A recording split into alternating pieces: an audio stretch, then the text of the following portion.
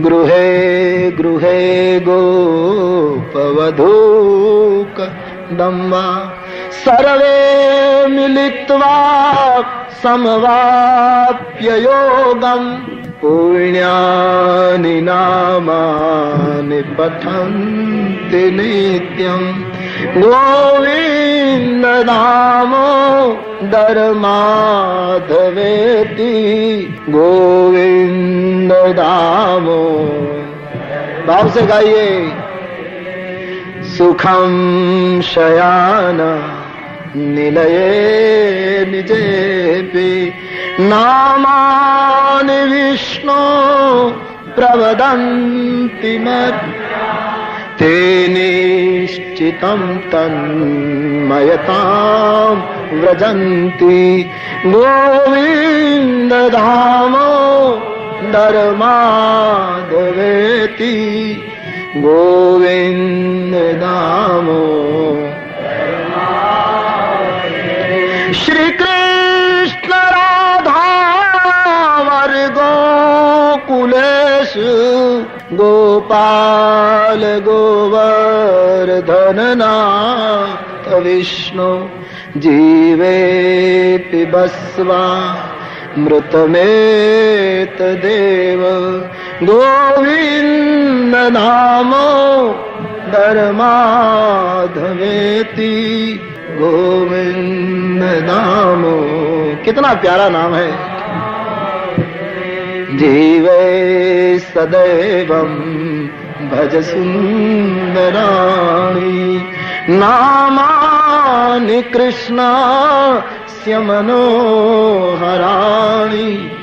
समस्त भक्तार्ति विनाशनानि गोविन्द दामोदर माधवेति गोविन्द दामोदर माधवेति सुखावसाने इदमेव सारम् दुःखावसाने इदमेव जायते देहावसाने इदमेव जाप्यम् गोविन्द दामोदर माधवेति गोविन्द दामोदवेति। श्री कृष्ण गोविन्द हरे मुरारे हे नाथ नारायण वासुदेव जीवेऽपि बस्वा मृतमेतदेव गोविन्द दामोदर माधवेति गोविन्द दामोदर। करारविन्दे पदारविन्द मुखारविन्दे विनिवेशयन्तं वटस्य पत्रस्य पुटे शयानं बालं मुकुन्दं मनसा स्मरामि बालं मुकुन्दं। बहुत प्यारे शब्द लिखे। गोपाल बालम गोपाल बालम भुवनैकपालम संसार माया मतिमोहजालम यशो विशालम शिशुपाल कालम बालम मुकुंदम मनसा स्मरा। संस्कृत में कितनी ताकत है। અને હું તો ફરી એકવાર અપીલ કરું યુવાન ભાઈઓને, સંસ્કૃત સ્ત્રોત્રો કંઠ ધોતી વાળો સંસ્કૃત ગાન કરે એના કરતા પેન્ટ વાળો કરશે તો ક્રાંતિ જલ્દી આવશે. તિલક કરનારો ગાશે તો એમ લાગશે કે ઠીક છે આ તો પરંપરા ચીલા ચાલુ, પણ પેન્ટ પહેરનારો યુવાન જે આ દેશનું સ્તોત્ર ગાતો હશે ત્યારે શંકરાચાર્યને એના દર્શન કરવા આવવું પડશે. पुनः आना पड़ेगा शंकर स्वामी को इस देश में इन युवकों का दर्शन करने के लिए। इसलिए गाओ, गाते रहो। गोपाल बालम, कितने प्यारे स्तोत्र लिखे, કેટલી સમૃદ્ધિ આપી આપીને આ દેશના ઋષિઓ ગયા છે। હું તમે સાચવી શકતા નથી, એને લઈ શક। गोपाल बालम, कृष्ण चरित्र, कृष्ण नाम बड़ा अद्भुत है, क्या कहूं। कृष्ण की बातें कहने जाऊंगा तो फिर विस्तार हो जाएगा।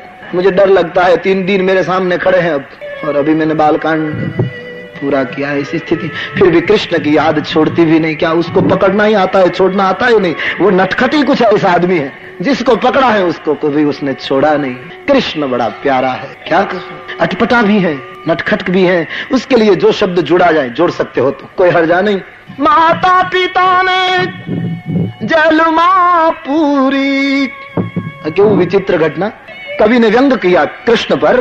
माता पिता ने जलमा पूरी, तू नंद घेरो आनंद करे। माँ बाप जल मान, तू नंद भयो आनंद भयो, नंद घेर आनंद भयो। माता पिता ने जलमा पूरी, तू नंद घेरो आनंद करे। कृष्ण जी तारो कौन भरोसो करे। कृष्ण जी तारो कौन भरोसो करे। गोविंदा तारो कौन भरोसो करे। गोविंदा तारो कौन भरोसो करे। गोपाला तारो कौन भरोसो करे। गोपाला तारो कौन भरोसो। माता पिता ने जलमा पूरी, माता पिता ने नंद घेर आनंद करे। कन्हैया तारो कौन भरोसो करे। कन्हैया तारो कौन भरोसो करे। गोविंदा तारो कौन भरोसो करे। गोविंदा तारो कौन भरोसो करे। गोपाला तारो कौन भरोसो करे। गोपाला, क्या इस देश को दान दिया है कृष्ण ने। याद करो इस सुदर्शन चक्रधारी को, बड़ा अद्भुत। हम तो कितने श्रीमंत लोग हैं, बेकार के रो रहे हो तुम। जिस देश में कृष्ण हुए हो, कितनी समृद्धि के मालिक हैं हम अपने। याद करो इन चरित्रों को, कितना बड़ा अद्भुत चरित्र श्री कृष्ण। कृष्ण कथा बड़ी प्यारी है, बड़ी मधुर है, बड़ी अनोखी है, क्या कहूं। गोपाल बालम भुवनैक पालम। આખા જગતને માયાની દોરડીમાં બાંધનારો જ્યારે યશોદાની દોરડીથી બંધાતો હશે ત્યારે કેવો લાગતો હશે। આइए भूतकाल में, आइए द्वापर युग में, चले छोड़ो सूरत। आइए भूतकाल में, अतीत में खो जाओ। आपने सुना है पीछे जाने में कितना फायदा है। माता के गर्भ में बच्चा उल्टा होता है, इसलिए उसको पूर्व जन्म का ज्ञान होता है। सावधान रहियो। इसलिए नमाज पढ़ता आदमी नीचे झुकता है, पीछे की ओर लेटता है, क्योंकि ये प्रक्रिया है साधना की। जितना पीछे जाओ तुम्हारी बुनियादी स्मृति वापस आएगी कि तुम कौन थे। याद करो भूतकाल को, जाइए पीछे, जाइए पीछे। कृष्ण को याद करो, कितना प्यारा चरित्र है। कृष्ण अद्भुत है, अद्भुत है। प्रेम कृष्ण ये सीखो। दुनिया ने प्रेम दान कृष्ण न हो तो कौन आवत। अद्भुत है, कैसे बखानो। हर चरित्र अद्भुत है कृष्ण का, हर अंग अद्भुत है। गोवर्धन जेવો ભારે પર્વત તોડે પણ છતાંય પોતે હળવો ને હળવો રહે। કેટલો અદ્ભુત દિવ્ય એ પરાકાષ્ઠાએ પહોંચેલો અવતાર કૃષ્ણ અવતાર। અને છતાંય જ્યારે જ્યારે ગોકુળ યાદ આવ્યું, જ્યારે જ્યારે યશોદા યાદ આવી, તબ બહોત રોયે। મથુરાની હવેલીમાં રોજ સાંજે બેસે અને ગોકુળની સામે જોવે તો આંખમાંથી પાણીની ધારો થતી। उद्धव आकर पूछते थे, गोविंद क्या हो रहा है। बोले उद्धव, मुझे माँ याद आ रही, मुझे मेरी यशोदा याद आ रही। कितना प्यारा चरित्र है। याद करो किशन को, गोपाल को। तुमने कथा सुनी है દેવકીએ થાળી પીરસી કૃષ્ણને। ભગવાન થાળીની સામે જોઈ અને ઉભા થઈ ગયા મથુરાના મહેલમાં। પોતાના કમરામાં જઈને રડી પડ્યા। ઉદ્ધવ આવ્યા। દેવકીએ ઉદ્ધવને કહ્યું, આજ કૃષ્ણ જમ્યો નથી। केम? बोले पता नहीं, उठीने जतो रहे। उद्धवजी कमराમાં ગયા તો કૃષ્ણને રડતા જોઈ અને પૂછ્યું, ભગવાન આપને ખાના નહીં ખાયા? અરે ભૂખ ન હોય તો એમ કેવું જોઈએ, હું રાતના જમીશ તો માને દુઃખ તો ન લાગે? તમે થાળી છોડીને આવો, એ મમતાને કેટલી ઠેસ લાગે? ઉદ્ધવ मैं क्या करूं? એવી કઈ વિપત્તિ આવી છે? બોલે ઉદ્ધવ मैं कैसे समझाऊं तुझे? माँ देवकी ની થાળીને ઠુકરાવતા મને પણ આઘાત થયો, પણ ઉદ્ધવ मैं મજબૂર છું। શું કામ? ઉદ્ધવ દેવકીને કહી દે કે આજ પછી તારો કૃષ્ણ તારી પીરસેલી થાળી ક્યારેય નહીં ઠુકરાવે, પણ એક શરત કરી દે કે મારી થાળીમાં મહેરબાની કરીને ગોરસ ન પીરસે। ઉદ્ધવ ગોરસ જોઉં છું તો મને ગોકુળ યાદ આવે છે। ઉદ્ધવ મારી પ્રતિજ્ઞા છે, હું ગોરસ ખાऊं तो મારી યશોદાના હાથનું જ ખાऊं, બીજા કોઈના હાથ। मुझे यशोदा की याद मत दिलाई जाए, मुझे यशोदा का स्मरण मत कराया जाए, मुझे व्रज याद आ रहा है। જ્યારે જ્યારે વ્રજ યાદ આવ્યું છે, બડા અદભુત ચરિત્ર છે। ઉદ્ધવજીએ એક દિવસ પૂછ્યું કે વ્રજમાં એવું તે શું છે કે તમે આટલું બધું યાદ કરો છો? ગોપીઓ, યશોદા, રાધા, નંદ બાબા, આટલી બધી લાગણી? બોલે ઉद्धव तू क्या समझे, तू तो ज्ञानी है, शब्दों में घूमता है, हम तो अनुभूति करते हैं, और अनुभव करना है तो उद्धव जाओ गोकुल। कहा कृष्ण ने उद्धव को एक दिन गोकुल को जाना। बिंदु जी लिखते हैं, कहा कृष्ण ने उद्धव को एक दिन गोकुल को जाना और वहाँ की गोपियों को कुछ ज्ञान बतलाना। क्यों? कि विरह की आग में वो सदा बेचैन रहती है, विरह की आग में वो सदा बेचैन रहती है, तड़प तड़प करके वो सदा यही कहती है, क्या? वो ही मेरा शाम है, वो ही मेरा शाम है, वो ही मेरा शाम है, वो ही मेरा शाम है, बस वो ही मेरा शाम है, वो ही मेरा शाम है, वो ही मेरा शाम है, वो ही मेरा। किसी ने पूछा वो ही तो ठीक, पण केवा? काले बाल वाले जिसके नैना नखराले, काले बाल वाले जिसके नैना नखराले, और बोल प्यारे प्यारे है, बोल प्यारे प्यारे है, वो ही मेरा शाम है, वो ही मेरा शाम है। काले बाल वाले जिसके नैना नखराले, काले बाल वाले जिसके पग में घुंघरू वाले और बोल प्यारे प्यारे हैं, पग में घुंघरू वाले और बोल प्यारे प्यारे हैं, वही मेरा शाम है, वही मेरा शाम है, वही मेरा शाम है, वही मेरा शाम है, वही मेरा शाम है, वही मेरा शाम है, वही मेरा शाम है, वही मेरा। और कथा आती है, आपने सुनी होगी, उद्धव कृष्ण संदेश लई गोकुळ आवे छे। उद्धव ने एम के मारा ज्ञानना प्रकाशथी गोकुळने स्तब्ध करी दो, क्योंकि मैं वेदांती आदमी हूं। कंठस्थ था वेदांत उद्धव को, पण तरवानी चौपड़ी आखी कंठस्थ होय पण तळाव में क्यारेय न पड़े तो डूब जाता है। तैरने की किताब पूरी की पूरी कंठस्थ तो क्या गिरना होगा, डूबना होगा। ये तो प्रेम का तालाब है गोकुल, यहाँ तो प्रेम जल भरा है, यहाँ तो बड़े बड़े ज्ञानी डूबे हैं, और प्रेम की बातें अनोखी रहती हैं। तपी सूरज से मिलती है, तपना जमी को होता है। प्रेम के सब उल्टा हो जाता है, प्रेम का मामला ही उल्टा। तपी सूरज से मिलती है, अग्नि सूरज थी, गर्मी सूरज थी, और तपना जमी को होता है। तपी सूरज से मिलती है, तपना जमी को होता है, निगाहें प्यार करती है और तड़पना दिल को होता है। निगाहें प्यार करती है और तड़पना दिल को होता। प्रेम की बातें सब उल्टी है। तो उद्धव आया, एक गोपी पानी भरीने सामे मળી, બીજી પણ સાથે। ઉદ્ધવે પૂછ્યું, નંદ બાબાનું ઘર ક્યાં છે? ગોપીઓ ઊભી રહી। આપ ક્યાંથી આવો છો? બોલે મથુરાથી। કેમ? બોલે કૃષ્ણનો સંદેશ લાવ્યો છું, કૃષ્ણનો સંદેશ લાવ્યો છું, એમ ઉદ્ધવ બોલ્યા। ત્યાં ગોપીઓ પાણીના ઘડા નીચે મૂકીને ખડખડાટ હસી પડી। ઉદ્ધવ કહે, તમારા ગામમાં મહેમાન આવે એનું સ્વાગત આવી રીતે થાય? મશ્કરીથી? આપ જરા सोचे मैं कौन हूँ? मैं उद्धव हूँ, बड़ा वेदांती।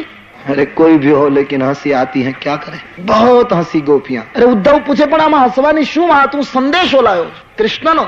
બાર બાર પૂછ્યું હસવાનું કારણ, ત્યારે ગોપીઓએ કહ્યું હસીએ નહીં તો શું કરીએ ઉદ્ધવ, સંદેશો એનો આવે જે અમને છોડીને બહાર ગામ ગયો હોય. અમારો કૃષ્ણ અમને છોડીને ગયો જ નથી, તું કોનો કાગળ લાવ્યો? એટલા માટે હસવું આવે. કૃષ્ણએ તો હમણાં મને માથા ઉપર પાણીનો ઘડો ચડાવ્યો ને તું કહે કાગળ લાવ્યો? ગોપીઓ ऐसा અનુભવ કરતી. मटकी भर राधे जमुना तटकी, बिखरी जुल्फे गल पर अटकी. मटकी भर राधे, કવિઓએ લખ્યું છે, રાધાજી પાણી ભરીને આવતા હતા. મટકી ભર રાધે જમના તટકી, बिखरी जुल्फे गल पर अटकी. कटकी मई थी रटना नटकी, तब दाद गई सिर से पटकी. कटकी कटकी हो गई मटकी, कटकी कटकी हो गई. માથા ઉપર પાણીનો ઘડો, રાધાજી આવે છે, ઘટમાં કૃષ્ણનું સ્મરણ છે. મટકી ભર રાધે જમના તટકી, જમનાનું પાણી ભર્યું છે. બિખરી ઝુલ્ફે ગલ પર અટકી, વાળ આમ લહેરાય છે. અને આ તો રાધા એટલે ઘટકી મહીથી રટના નટકી, હૃદયમાં કૃષ્ણનું રટણ થયું. ઘટકી મહીથી રટના નટકી, તો વો આન મિલી તો પરી અટકી. કોઈએ કહ્યું કૃષ્ણ આવ્યા, સ્મરણ તો હતું, પાણી ભરીને જતા હતા, એમાં કોઈએ કહ્યું કૃષ્ણ આવ્યા એટલે અટકી ગઈ. તો વો આન મિલે તો પરી અટકી, ઉભા રહી ગયા, પણ પોતે ઉભા રહ્યા. પણ કવિ કહે એક વસ્તુ અટકી નહીં, અટ. તો વો આન મિલે તો પરી અટકી, અટકી ન રહી ગતિ ઘૂંઘટ કી. આમ ઘૂંઘટ સરખો ન રહ્યો. અટકી ન રહી ગતિ ઘૂંઘટ કી, તબ દાદ ગઈ સિર સે પટકી. કટકી કટકી હો ગઈ મટકી. એ ઘૂંઘટ સરખો કરવા ગયા, ત્યાં મટકું પડી ગયું, કવિએ માટલું ફોડી નાખ્યું.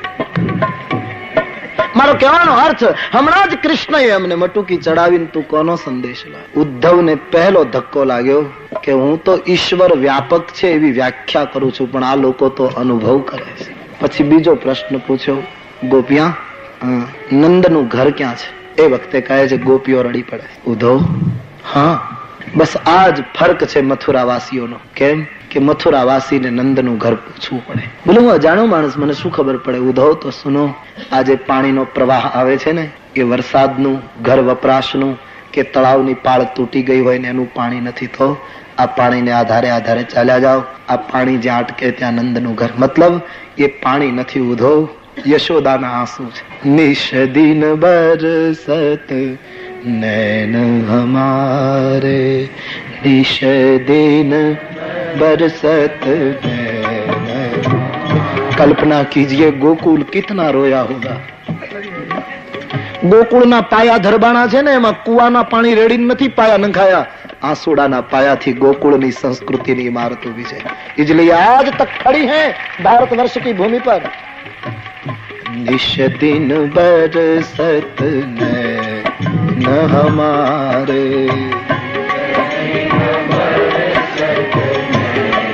ભક્ત और પ્રેમીઓ की संपत्ति है आंसू. ભક્ત અને પ્રેમીઓને જ્યારે આંસુ ખૂટી જાય ત્યારે કાં તો એ મૃત્યુ પામે છે, કાં તો પાગલ हो जाता है. उसकी समृद्धि है आंसू. निश दिन बरसत नैन हमारे. क्या बात लिखी है.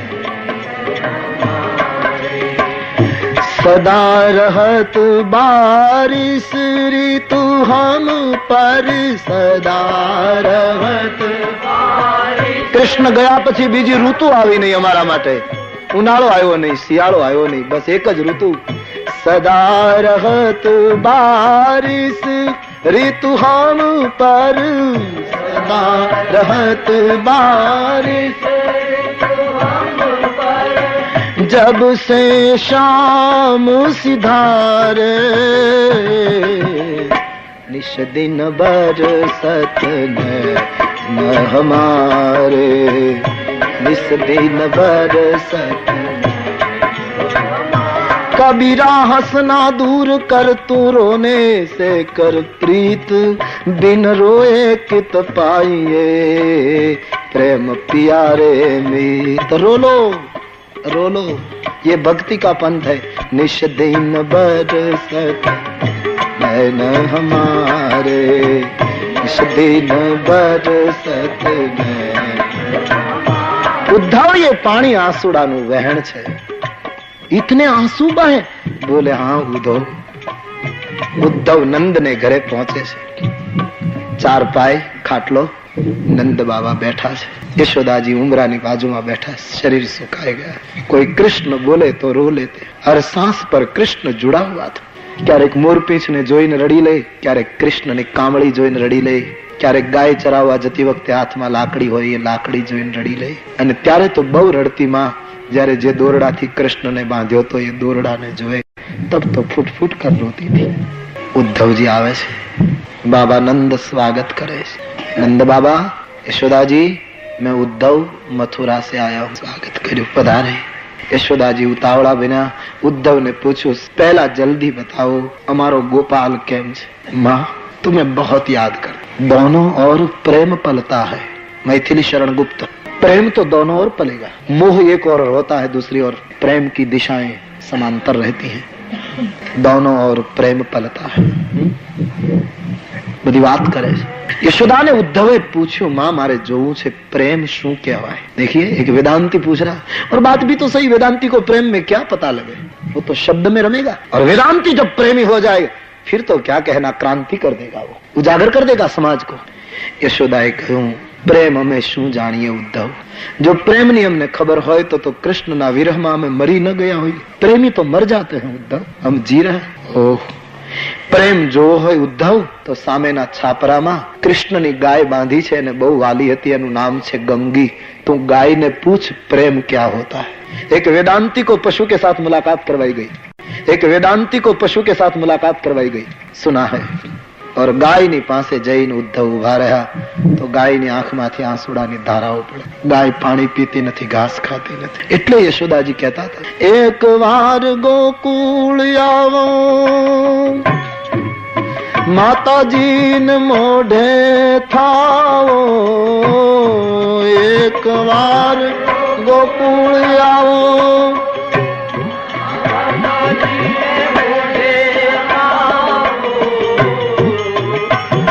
तारी गायों ने ए संभाली जाओ रे.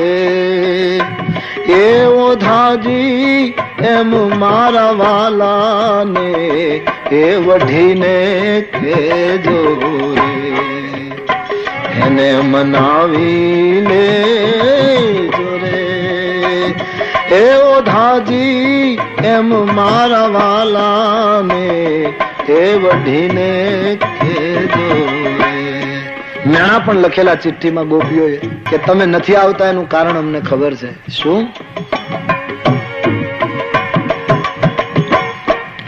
કુબજા છે રંગે કાળી, કાળા તમે વનમાળી.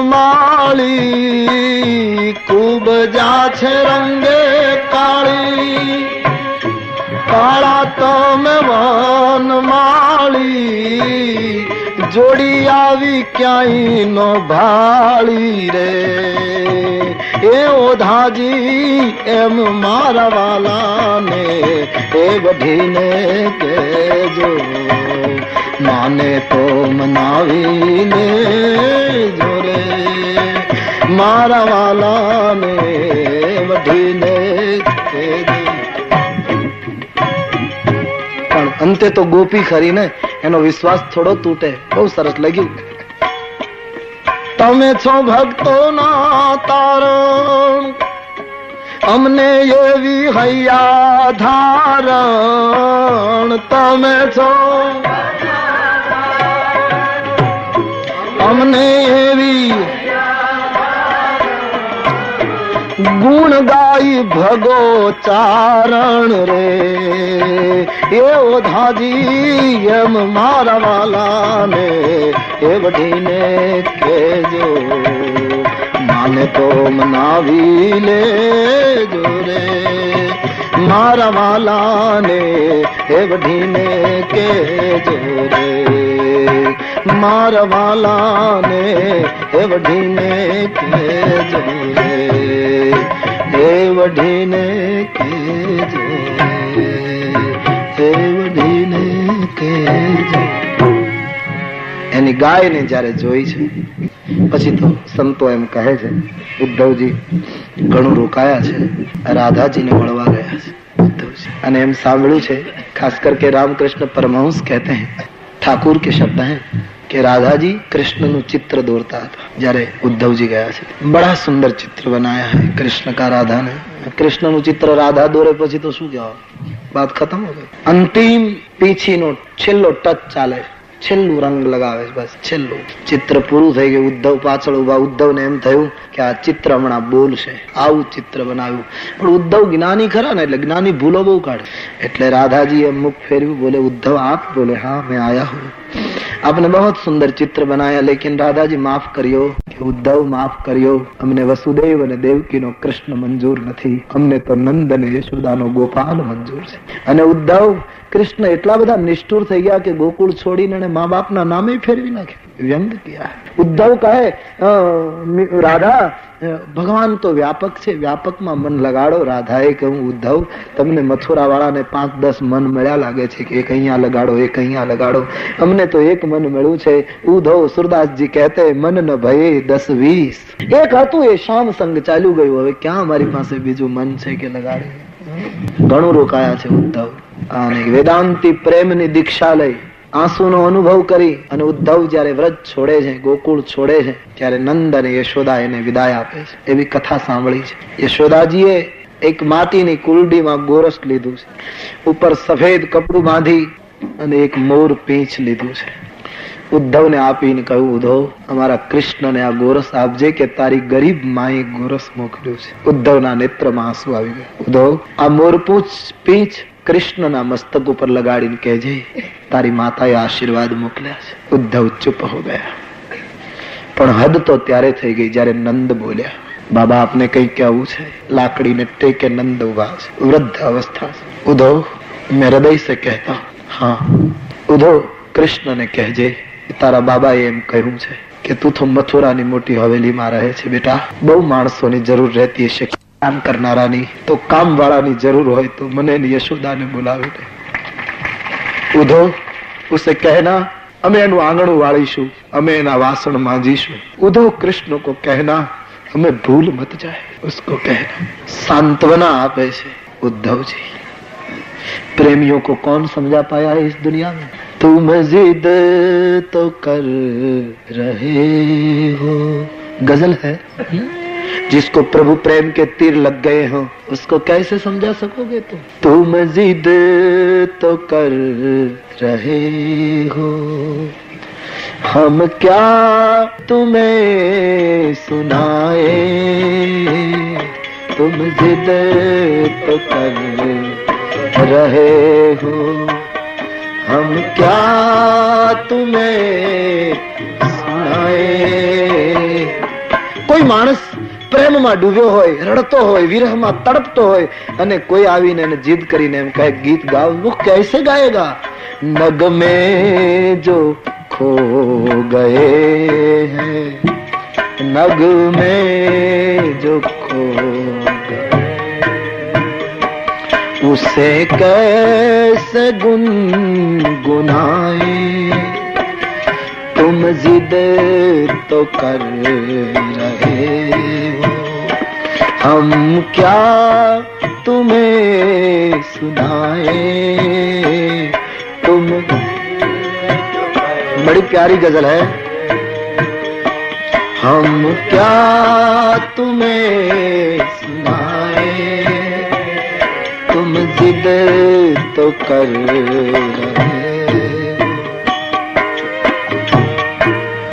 शेर सुनिए. साए में आंसुओं के कोई कैसे मुस्कुराए.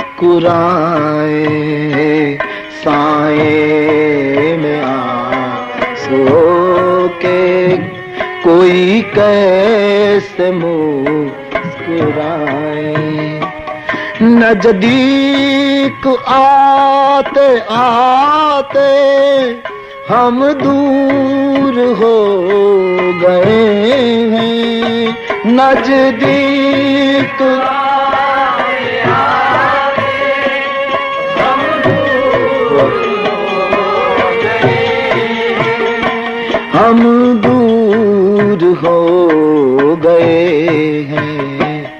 इन वादियों को कहना, इन वादियों को कहना, हमको न भूल जाए, हमको न भूल जाए। तुम जिद तो कर रहे हो, हम क्या तुम्हें सुनाए। तुम जिद तो कर रहे हो, तुम जिद तो कर। હરીન્દ્ર દવેએ લખ્યું છે, કાલિંદીના જળ પર ઝૂકી, પૂછે કદંબ ડાળી, યાદ તને આવે છે વેણુ અહીં વાતાતા વનમાળી। લહર વમળ ને પૂછે જમુના, વાત વહે સ્પંદનમાં, માધવ ક્યાંય નથી મધુવનમાં, માધવ ક્યાંય નથી મધુવનમાં, માધવ ક્યાંય નથી મધુવનમાં। ફૂલ કહે ભંવરાને ભમરો, વાત વહે ગુંજનમાં, માધવ ક્યાંય નથી મધુવનમાં, માધવ। कहूँ माँ संकाती मैं मदमाती, दीप जलाती जजकाती, वीर है जल जाती लखियन पाती, मुरारी कह राधे प्यारी, मैं बलिहारी गोकुल आवो गिरधारी, अब गोकुल आवो गिरधारी, अब गोकुल आवो गिरधारी। आषाढ़ उचारम मधुर मलारम, मणि बहारम जलधारम, दादूर डकारम, मयूर पुकारम, तड़िता तारम, विस्तारम नालई संभारम, प्यास अपारम, नंद कुमारम, निरखारी कह राधे प्यारी, बलिहारी गोकुल आवो गिरधारी, अब गोकुल आवो गिरधारी, अब गोकुल आवो गिरधारी। फूल कहे भंवराने भंवरो, वात वहे गुंजनमा, माधव क्याय नथी मधुवनमा, माधव क्याय माधव क्याय नथी मधुवनमा।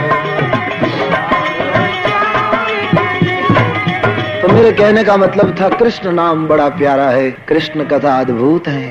बोल हरि बोल, प्यार से भीतर से बोल हरि बोल, हरि हरि बोल, बोल हरि बोल, हरि हरि बोल। मुकुंद माधव गोविंद बोल, मुकुंद माधव, मुकुंद माधव गोविंद बोल।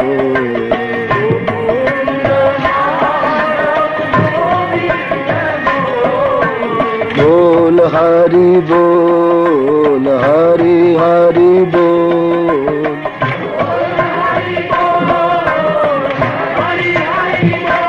बोल बोल हरि बोल, तू हरि हरि बोल। सब गाइए। बोल बोल हरि बोल, हरि हरि बोल, बोल हरि बोल, हरि हरि बोल, बोल हरि बोल, हरि हरि बोल।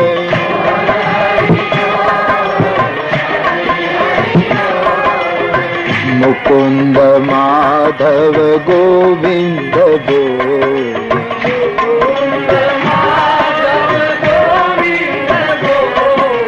मुकुंद माधव गोविंद बोल।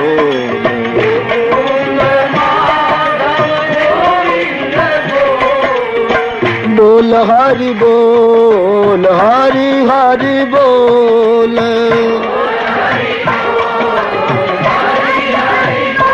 बोल बोल हरि बोल, हरि हरि बोल,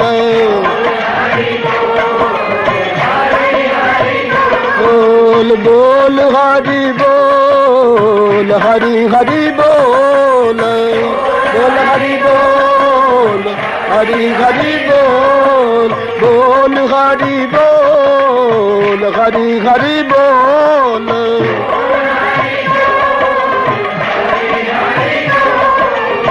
मुकुंद माधव गोविंद बोल,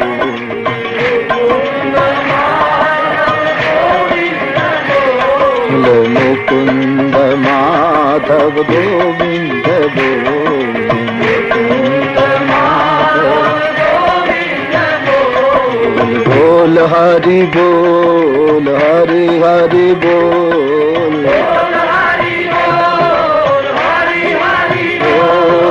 बोल हरि बोल, हरि हरि बोल,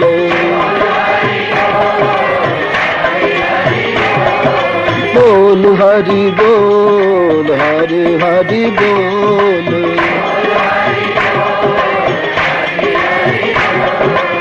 मुकुंद माधव गोविंद बोल,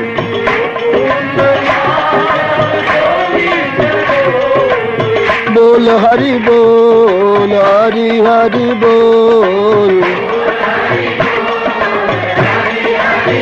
बोल बोल हरि बोल, हरि हरि बोल, बोल बोल हरि बोल, हरि हरि बोल, बोल बोल हरि बोल, हरि हरि बोल,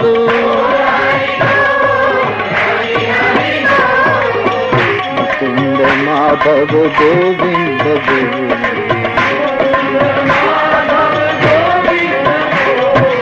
मुकुंद माधव गोविंद बोल। बस कृष्ण स्मरण के साथ दोपहर का प्रवचन पूरा हो रहा है। 2:30 बजे फिर मिलेंगे अयोध्या कांड लेकर। बड़े भाव और आदर के साथ बोलिए, बोलिए रामचंद्र भगवान श्री बाल कृष्ण लाल सद्गुरुदेव। ओम नमः पार्वती पतये। મંડપની વ્યવસ્થા પટેલ મૂળજી નાનાલાલ ભાવનગર, ઇલેક્ટ્રિકનું decoration B Jagannath and company Ahmedabad અને લાઉડસ્પીકરની વ્યવસ્થા સંગીતની દુનિયા તરફથી સંભાળવામાં આવી છે. જય સિયારામ. આજે રાતના 9 વાગે આજે રાતે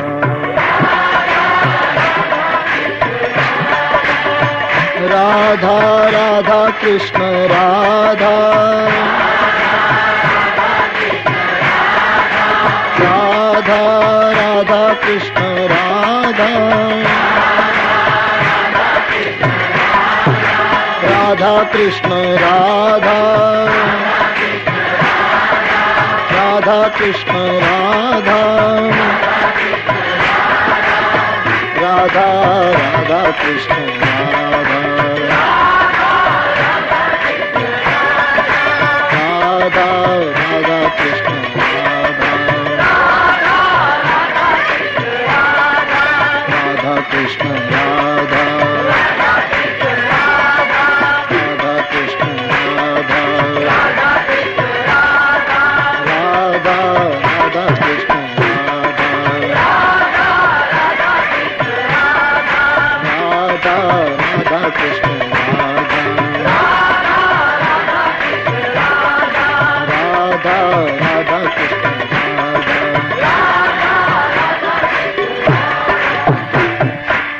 બાલકાંડ ભગવાનને ચરણે સમર્પિત કરીને અયોધ્યા કાંડનો આરંભ થાય છે કે બાલકાંડ એ માણસનું બચપણ છે અને અયોધ્યાકાંડ એ માણસની યુવાની છે. જેનો બાલકાંડ બરાબર વીતે એનો જ અયોધ્યાકાંડ બરાબર વીતે, અને જેનો અયોધ્યાકાંડ યાની જેનું યૌવન બરાબર વીતે એનો જ ઉત્તરકાંડ સારો જાય. એની ઉત્તરાવસ્થા બરાબર વીતે. તો આ યુવાનીનો કાંડ છે. ખાસ કરીને યુવાન ભાઈ બહેનોએ અયોધ્યા કાંડ બરાબર સાંભળવો જોઈએ. કારણ કે જીવનનું કેન્દ્ર યુવાની છે. યૌવન એ માધ્યમ છે, એક નિસરણી છે. યુવાનીની નિસરણથી માણસ ધારે તો સ્વર્ગમાં જઈ શકે, મુક્તિ મેળવી શકે, ભક્તિ મેળવી શકે, અને સાવધાન ન રહ્યો તો એ જ નિસરણી માણસને નરક તરફ પણ લઈ જતી હોય છે. તો યૌવનનો આ કાંડ હોય ને એના ઉપર આપ ગૌર કરેં. મહાત્માઓનું એવું મંતવ્ય છે કે જે લોકોને પોતાની યુવાની બચાવવી હોય એને 6 વસ્તુ જીવનમાં હદ કરતા વધવા નહીં દેવી. જેના જીવનમાં 6 વસ્તુ લક્ષ્મણ રેખા ઓળંગે એની હદ કરતા વધે એની યુવાનીનો નાશ થાય. પહેલું, જેને યૌવન બચાવવું હોય તેમણે અતિશય બોલવું નહીં. અતિ બોલવાથી યુવાનીનો નાશ થાય. કર્મકાંડના પુસ્તકોમાં એવું લખ્યું છે કે વાકપાત એ શુક્રપાત કરતા પણ ભયંકર છે. માણસ બહુ બોલે તે સારું નથી. એક શબ્દથી કામ પતે તો બીજો ન બોલો. શબ્દ એ બ્રહ્મ છે. શબ્દને માણસ જેટલો સાચવે, વાણી વેચી નાખે છે, મૌન ભેગું કરે છે. માનવ જેટલો મૌન રહેશે એટલે એની શક્તિ કેન્દ્રિત થશે. આપ કભી પ્રયોગ કરના, આપ જ્યાદા મૌન રહોગે તો તમને ખાંસી ઓછી આવશે. ये मौन के फायदे. आप ज्यादा मौन રહેશો आपने छींक ઓછી આવશે. आप ज्यादा मौन રહેશો आपने बगासा ओछा આવશે. कभी प्रयोग करना. ये मौन धारण करने वाले महात्माओं का अनुभव. मौन में बड़ी ताकत है. मौन भेगू करे, संग्रह करे, वाणी વેચે છે, વિખેરી નાખે. તો અતિશય બોલવું નહીં. અતિ બોલવાથી યુવાનીનો નાશ. બીજું, અતિ ચાલવું નહીં. અતિ પંથ કાપવાથી શરીરને તોડી નાખો એટલું તમે ચાલો તો યુવાનીનો નાશ થાય. શરીરની જરૂર છે જીવન માટે. શરીર વગર ભજન નહીં થાય. કળિયુગની અંદર શરીરને બહુ ભોગ પણ નહીં આપવાના અને શરીરને બહુ કષ્ટ પણ નહીં આપવાનું. મધ્યમ માર્ગ જે બુદ્ધનો માર્ગ છે કલિયુગ માટે. તો અતિ બોલવું નહીં, અતિ ચાલવું નહીં. ત્રીજું, અતિ સૂવું નહીં. યુવાનીમાં માણસે બહુ નહીં સૂવું. તાક ચેષ્ટા બક ધ્યાનમ સ્વાન નિદ્રા તથૈવ ચ. યુવાન માણસની ઊંઘ કૂતરા જેવી સ્વાન નિદ્રા હોવી જોઈએ, ચપલ નિદ્રા હોવી જોઈએ. યુવાને બહુ સૂવું નહીં. શરીરની શક્તિ કેન્દ્રિત થાય એટલી નિદ્રા બરાબર. અતિશય ઊંઘવું નહીં. અતિ બોલવું નહીં, અતિ ચાલવું નહીં, અતિ સૂવું નહીં. ચોથું, અતિ ક્રોધ નહીં કરવો. યુવાનીમાં ક્રોધ નહીં કરવો. યુવાનીમાં સંયમ, યુવાનીમાં કાબુ બહુ આવશ્યક. તો અતિ ક્રોધ નહીં કરવો. અને પાંચમું, અતિ ભોજન નહીં કરવું. અતિ ભોજન વર્જ છે. આપણી સંસ્કૃતિ તો એમ કહે ખાવું એ પ્રકૃતિ. થોડુંક વધારે ખાવું એ અમુક માણસની પ્રકૃતિ. એના કરતા એ વધારે ખાય તો એ માણસની વિશિષ્ટ પ્રકૃતિ. પણ પછી બહુ જ ખાય તો એ પ્રકૃતિ નથી, વિકૃતિ. પણ આ દેશ તો એમ કહે પોતે ભૂખ્યા રહે અને બીજાને ખવડાવે. એ આ દેશની સંસ્કૃતિ. ખુદ ભૂખ્યો રહે. આપે કરો ઉપવાસ પણ રાજી કરો મન રંકનું. કોઈને દેવું. અતિ ભોજન નહીં. શરીરને પૌષ્ટિક તત્વો મળે એટલું ખાવ, પણ અતિશય ભોજન. આપણે ત્યાં એક સૂત્ર હતું ને, ઋણમ કૃત્વા ઘૃતમ પીબેત. કરજો કરો પણ ઘી પીવો, ખાઓ પીવો. અતિશય ભોજન નહીં કરવું. ઘણા માણસો બહુ ખાતા હોય. એની આલોચના નથી કરતો, એની પ્રકૃતિ હશે. પણ મને વિદેશમાં અનુભવ થયો. નેરોબીમાં એક ભાઈ મને મળ્યા. મને કોઈ કહ્યું કે બાપુ આ બહુ ખાય. મેં કહ્યું દેશમાં જ કદાચ ખાતા હશે, પણ અહીંયા બોલે આ एक बाल्टी तो मोहन थाल एम खाई. मेरे दिमाग में ये बात नहीं बैठी. मैंने कहा ये असंभव है, नहीं हो सकता. बोले नहीं. तो ये मानस ने મળે, દરજી છે પોતે, મળ્યા. મેં પૂછ્યું કે આપ એટલું, મને કહ્યું કે આમંત્રણ આપો. तो मैं जहाँ ठहरा था वहां निमंत्रण दिया गया. तो एक बाल्टी तो नहीं પણ कम से कम એમણે 30 મોહનથાળના ટુકડા ખાધા. પણ હદ કહેવાય ને, 30 ખાધા એટલે 3 દિવસ ચાલે 5 જણાને. એને 30 મોહનથાળના ટુકડા ખાધા. હું જેને ઘરે ઉતર્યો હતો એનો યુવાન દીકરો બહુ ચતુર. મેં એને પૂછ્યું કે ભાઈ આણે ખાધા તો ખરા આપણી નજર સામે, પણ આણે રાખ્યા ક્યાં હશે? 30 ટુકડા ક્યાં રાખવા પેટમાં? તો એ યુવાન મિત્રએ બહુ સરસ કહ્યું. મને કહ્યું બાપુ આટલું બધું ખાય ને એને થોડીક અહીંયા જગ્યા ખાલી હોય. અહીંયા ખાલી હોય તો જ આટલું બધું ખાય ને. એનું ભરેલું હોય એ તો કઈ આટલું બધું, પણ ઉપરનું થોડું ખાલી હોય એ જ આટલું બધું ખાઈ શકે. બાકી ઉપરના ભરેલા તો કઈ ખાય નહીં. મારો કહેવાનો મતલબ એ અતિ ભોજન સારું નથી. કોઈ દિવસ ભૂલ ન કરશો કે અતિશય ખાવાથી શરીર સારું થાય. વિવેકાનંદજી કહેતા તું ભોજન કરે એટલું તારું નથી, તારી જઠરાગ્નિ પચાવી શકી એટલું તારું. તું બોલ્યો એટલું તારું નથી, બોલેલું ચરિત્રમાં આચરિત કર્યું એટલું તારું. તે સાંભળ્યું એટલું તારું નથી, સાંભળીને હૃદયમાં સંઘરી લીધું એટલું તારું. બાકી તો સબ ચલા જાતા.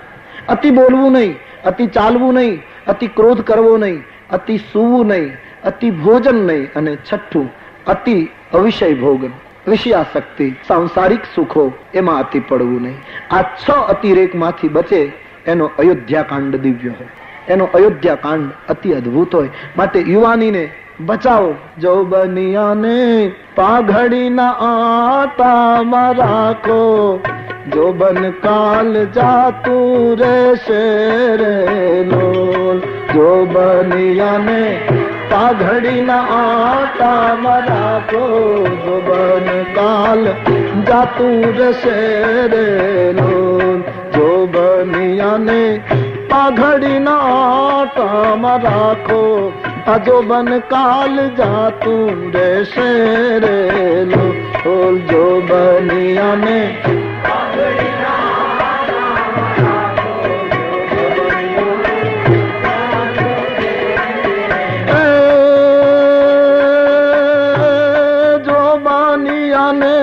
हाथनी हथेली मराठो जो बन काल जातू रे शेर लोल जो बनिया ने हाथनी हथेली मराठो जो बन काल जातू रे शेर लोल जो बनिया ने हाथनी हथेली मराठो जो बन काल जातू रे शेर लोल जो बनिया हाथनी हथेली मरा को जो बन काल जातू रे शेरे जातू रे शेरे जातू रे યુવાનીને બચાવો આ દેશને યુવાનીની જરૂર છે અત્યારે યૌવન બચાવો વૃદ્ધો માર્ગદર્શન આપી આપી અને કિનારે બેઠા છે હવે તો યુવાનોએ કામ ઉપાડવું રહ્યું યૌવન આગળ આવે આ દેશની યુવાની જાગૃત થવી જોઈએ અને આ દેશના યુવાનમાં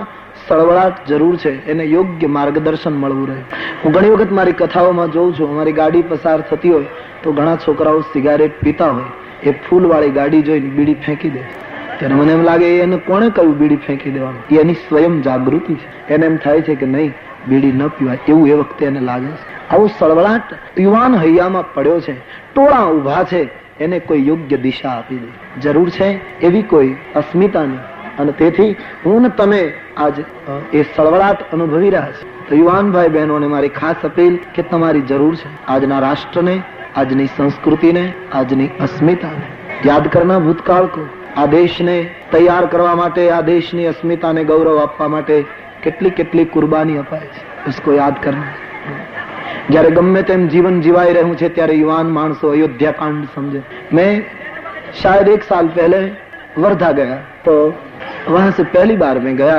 सेवाग्राम नी गांधी जी नी एक कुटिया ज्यां प्रार्थना थती थी ज्यां रहता था ए बधी जगह एमने साचवी छे अत्यारे जोईने आंखमां आंसू आवी जाय के आ देशनी अस्मिताने ऊंची लाववा माटे કેટલો ત્યાગ કર્યો હતો મહાપુરુષ શું સમર્પણ આપ્યું હતું એ લોકોએ અને આજ એની જગ્યાએ એના નામ ઉપર હું તમે કેમ જીવી રહ્યા છે गांधी ना एक अति निकटना साथी वयोवृद्ध अभी भी हैं शायद जब मैं गया तब तो मैं मिला था उसको तो मैं दादा ने पूछू कि दादा वो मेरे साथ बात कर रहे थे मैं सेवाग्राम में पूछू एने कि तमे गांधीजी नी साथे खूब रहा छो અત્યારનું આ દેશનું વાતાવરણ જોઈને તમે શું અનુભવો છો मेरी नजर सामने मैंने देखा ये वृद्ध पुरुष रोने लगा रोया મને કહે શું કહું અત્યારનું વાતાવરણ જોઈને મને એમ થાય છે કે અમને કોઈ ગોળી કેમ મારતું નથી અમે મરી જઈએ તો આઝાદી કે પરવાને को याद करना આ રાષ્ટ્રને ઉન્નત કરવા માટે કેટલા બલિદાનો અપાયા છે માટે આ દેશના યુવાન ભાઈ બહેનો વાતને જરા પકડે याद करना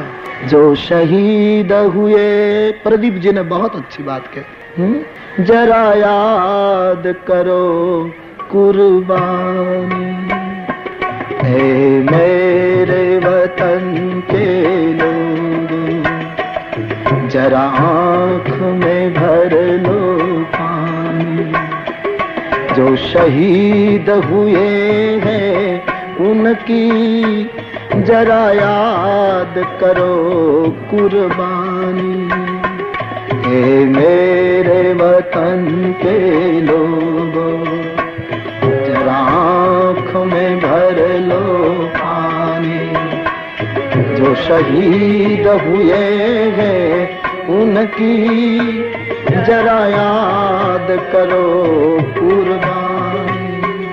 बहुत अच्छा प्रदीप जी ने राष्ट्र का ये चितार दिया था उस वक्त सन 1965। जब घायल हुआ हिमालय खतरे में पड़ी आजादी, जब घायल हुआ हिमालय, खतरे में पड़ी आजादी। एक एक યુવાન તૈયાર થયો હતો, ત્યારે એમ લાગ્યું હતું જ્યારે આપણા દેશનું એક મોટામાં મોટું એક આનંદની વાત કે જ્યારે સમસ્યા આવી ત્યારે એક થતા વાર નહીં લાગી। बहुत अच्छा लिखा है, स्मरण होता है इसलिए कह रहा हूं कि कितनी कुर्बानी दी गई होगी। ત્યારે कोई जुदा नहोता, सब एक हो गए थे। और बहुत सुंदर शब्द आपने तो सुने हैं बार बार, बहुत प्रसिद्ध काव्य है प्रदीप जी का। सरहद पर मरने वाला हर एक था भारतवासी, कोई बिलग नहीं था। जो खून गिरा पर्वत पर वो खून था हिंदुस्तानी, जो शहीद हुए हैं उनकी जरा याद करो कुर्बानी, जो शहीद हुए हैं उनकी जरा याद करो कुर्बानी। हे मेरे वतन के लोगों जरा आँख में भर लो पानी, जो शहीद हुए हैं उनकी जरा याद करो कुर्बानी, जरा याद करो कुर्बानी। मारो कहेવાનો अर्थ युवान वर्ग इन कुर्बानियों को याद रखे। बहुत कुर्बानी के बाद ये देशનું गौरव આપણે મેળવી શક્યા છીએ। तो अयोध्या कांड ने बराबर सांभळो, मेरा निमंत्रण है आपको और माता पिताओं को भी कि तुम्हारा संतानों ने कथा संभळाओ। आप कर रहे हैं, अच्छा है, मैं अच्छा दृश्य देख रहा हूँ। इतनी खचाखच जो आपकी गिरदी है, आपकी जो भावनाएं हैं, उसको मैं वंदन करता हूँ। लेकिन सुनने के बाद जरा सोचना कि देश तुम्हारी युवानी के पास कुछ अपेक्षा रख रहा। तो आइए हम इन भावनाओं को लेकर अयोध्या कांड का मंगलाचरण करें। अयोध्या कांड के आरंभ में शंकर जी की स्तुति आती है। राम की स्तुति प्रथम नहीं, शिव की है। क्यों कि अयोध्या कांड युवानी नो कांड है અને યુવાનીમાં શંકરની સ્તુતિ પહેલી કરવી જોઈએ, કારણ યુવાનીમાં માણસને પરેશાન કરનાર તત્વ કામ છે અને કામને બાળનાર શિવ છે, માટે હર યુવાને પ્રથમ શિવ સ્તુતિ કરવી જોઈએ। इसलिए प्रथम शिव स्तुति आई। यस्यांगे च विभाति बुधर सुता देवापगा मस्तके भाले बाल विधुर गले च गरलम स्योरसी व्यालराट। शिव जी की स्तुति અને એકલા શિવની સ્તુતિ નથી, પાર્વતી સાથે બતાવે બુધર સુતા। એનો અર્થ એમ તુલસીદાસ जी इशारो करे કે યુવાન, યુવાનીમાં તારી બાજુમાં તારી પત્ની બેઠી છે, તારા લગ્ન થયા છે, તો તારું દાંપત્ય શિવ અને પાર્વતી જેવું બનાવજે। એ કૈલાસ ઉપર રહે, પર્વત પર રહે, સ્મશાનમાં રહે તો એ દાંપત્ય કેટલું પ્રસન્ન। અને હે યુવાન, તારું દાંપત્ય બગડવા નહીં દે, પાર્વતી અને શિવ જેવું બનાવ। પરણા પછી દાંપત્ય બગડવા ન દેશો। આજે કરુણા છે, દાંપત્ય બગડતા જાય છે લોકો, દાંપત્ય સુખી નથી માણસ। डॉक्टर राधाकृष्ण ने एम कहता, जब वो राष्ट्रपति रहे कि कोई એને પૂછે કે આજકાલ લોકો બહાર નીકળે ત્યારે બહુ આમ તૈયાર થઈને કેમ નીકળે, તો એને બહુ સરસ જવાબ આપ્યો કે અંદરથી ખાલી છે એટલે બહારથી ભરવાની કોશિશ કરે। દાંપત્ય જીવન દિવ્ય બને। અવતારોને આમંત્રણ આપવું હોય તો दाम्पत्य दिव्य बनाओ। बे वस्तु थाय तो दाम्पत्य सुधर से प्रयोग करना, हर बातों को अपने अनुभूति पर लेना। मैं आपसे बिल्कुल हृदय की अपील कर रहा हूँ, बातें सुनकर फेंक मत देना, अनुभूति की उस पर लेना। यदि सही निकले तो पकड़ लेना, न सही निकले तो छोड़ देना। प्रत्येक दंपति बे वस्तु करे, पति પોતાની પત્નીને પ્રેમ આપે અને પત્ની પોતાના પતિને આદર આપે। દુનિયામાં કોઈ દિવસ દાંપત્ય નહીં બગડે, આટલું જો થઈ શકે। પતિ की फर्ज है पत्नी को प्रेम दे, स्त्री ने स्नेह મળે, प्रेम મળે पति तरफથી, એ નારી સમર્પિત થઈ જશે આખું જીવન। અને સ્ત્રી को चाहिए, पति મેં સવારે કહ્યું થોડો અહંકારી હોય એને આદર આપો। આ તમે કહ્યું એ બરાબર, એમ પહેલા કબૂલ કરી લો, કોઈ દિવસ દાંપત્ય નહીં બગડે। પણ બીજું બધુંય થાય છે, આટલું નથી, બાકી કેટલું થાય। કરવાનું આટલું છે, બીજું ઘણું થાય, બદલવાનું આટલું છે। નહીતર તો પછી પેલી જૂની વાર્તા છે ને કે માણસ ડાબા હાથની દિવાલ તરફ ખીલી મારતો હતો, ખીલો લગાડ, અડધો કલાક થી મહેનત કરતો તો ખીલો જતો નો। પછી કહેવાતો બુદ્ધિમાને વિચાર કર્યો કે ખીલો જતો કેમ નથી, ત્યારે એને ખ્યાલ આવ્યો ખીલાનું ટોપકું દિવાલ તરફ। અને અણી ઉપર હથોડા મારતો. આટલેથી બંધ રહે તો વાંધો નહીં, પણ કહે છે એમણે વિચાર કર્યો કે મેં ભૂલ કરી, આ ખીલો આ દિવાલનો નથી, સામેની દિવાલ. એટલે એમ નમ જાળવીને પકડીને ત્યાં મારી આવ્યો. હકીકતમાં ત્યાં એને જરૂર નહોતી, જરૂર અહીંયા હતી. ત્યાં મારી આવ્યો ને આટલેથી અટકે તો વાંધો નહીં, પણ પાછો વેપારીની દુકાને જઈને ઠપકો આવ્યો, ભલા માણસ છેતરવા બેઠા છો, મારે આ દિવાલનો જોતો તો તમે આ દિવાલનો. વેપારી એને વધ્યો કે આ વખતે અમારે ત્યાં બધો માલ આ દિવાલનો જાય.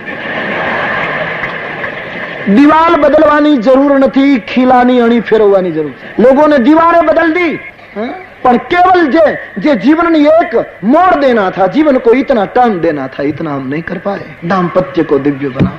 આજે કેટલા કંગાળ દાંપત્ય લોકોના, અસ્ત વ્યસ્ત જીવન લોકોના. કથા સાંભળ્યા પછી દાંપત્ય દિવ્ય બનાવો છે. ઘણી જગ્યાએ તો નહીં, 2 જણા હોય તો 8-8 દિવસ બોલતા, કઈ કામ હોય ચિઠ્ઠી લખે.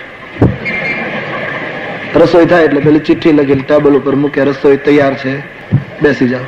પેલો જમવા બેસે પાછળ મીઠું.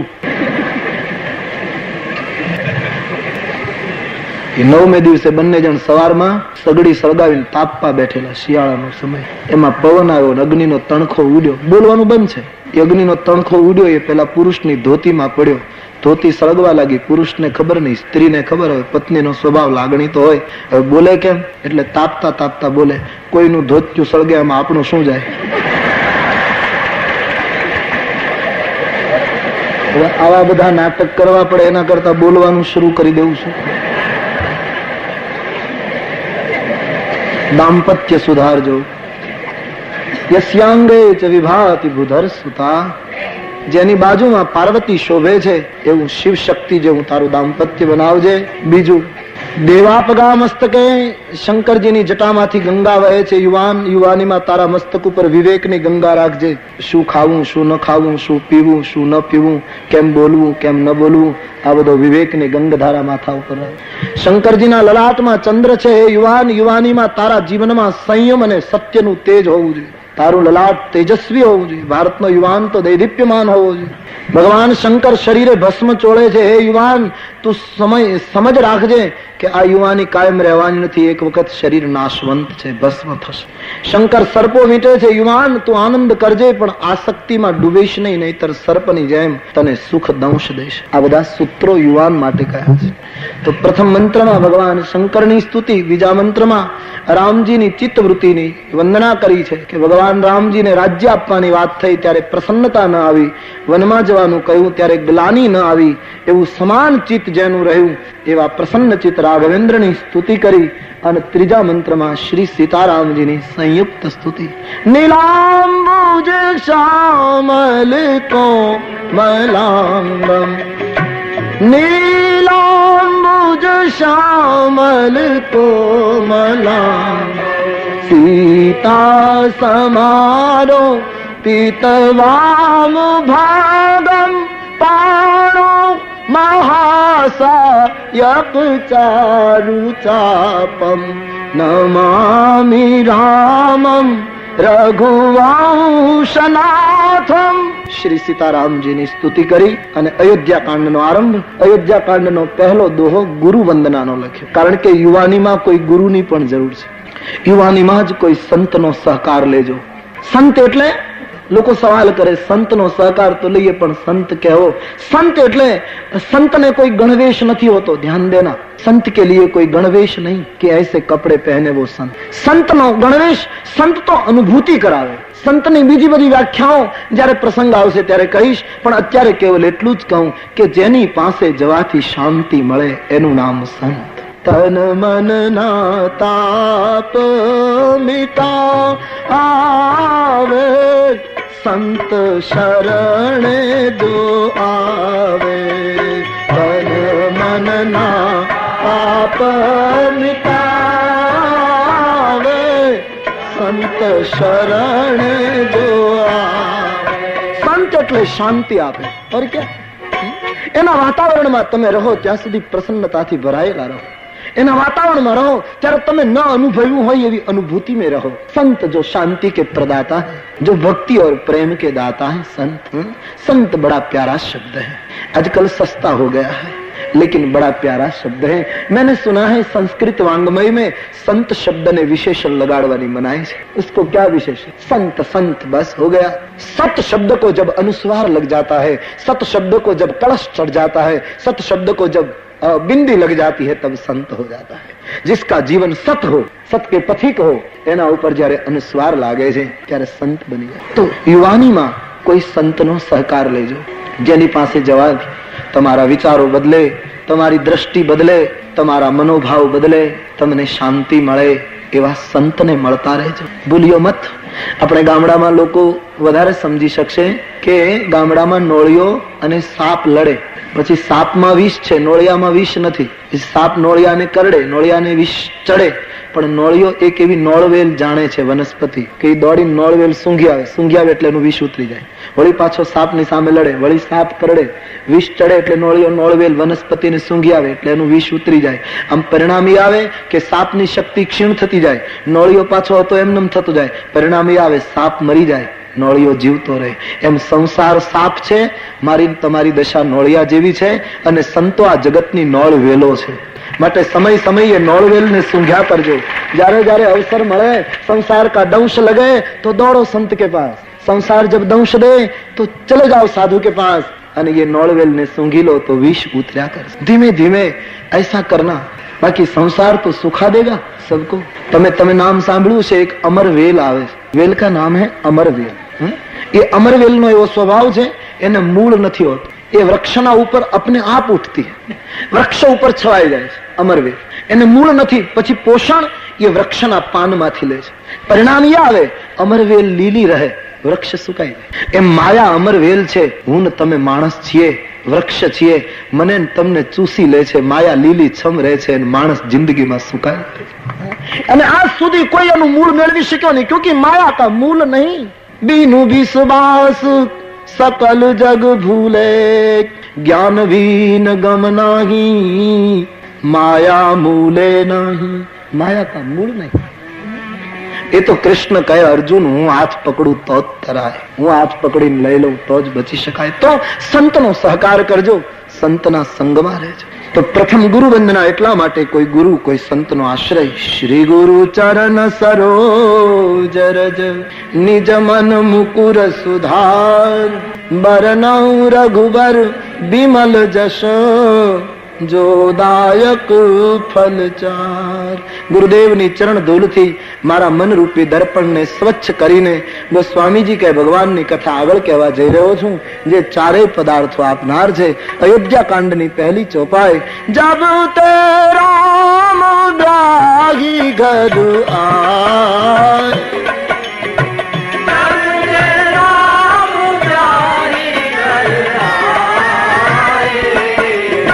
नित नव मंगल मोद बधाए, नित नव मंगल मोद बधाए, नित नव मंगल मोद बधाए।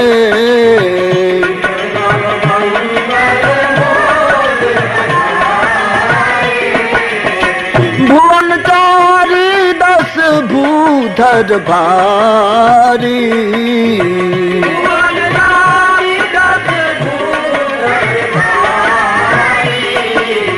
सुप्रीत मेघ बरसाई सुख बारी,